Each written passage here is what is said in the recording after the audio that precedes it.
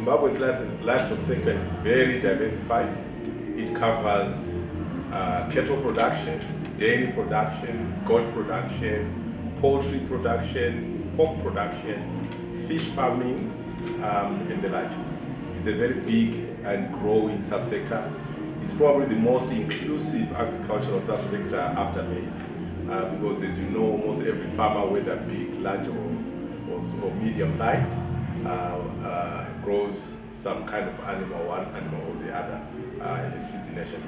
Zimbabwe is one of the few countries in Africa that is self-sufficient in animal protein. We produce all the broiler meat you consume in Zimbabwe is produced in Zimbabwe. And all the beef that is consumed in Zimbabwe is consumed in Zimbabwe.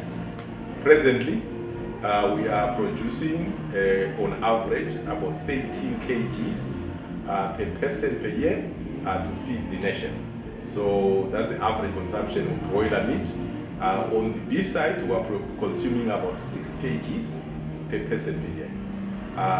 We believe that there's tremendous opportunities for growth in both the broiler and pork production value chains and in the beef sector, driven by domestic demand. So far, we slaughter every year more than 400,000 beef cattle to feed the nation. As I say, we are producing almost 13 kgs per person per year, over 100,000, 120,000 metric tons of broiler meat is consumed in Zimbabwe every year.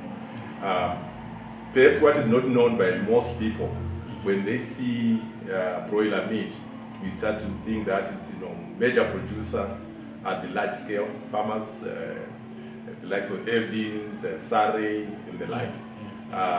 The majority, most of the broilers meat that is consumed in Zimbabwe today is coming from small-scale and medium-sized farmers. They are now accounting for 76% of the broiler meat, whether it is consumed in the household kitchen or in the fast food industry. So we need to celebrate our youth and women who have taken the gauntlet and the challenge from government to say we need to produce more. And we've seen tremendous response in that regard, particularly on the broiler meat production side. And we're seeing similar developments on the pork production side.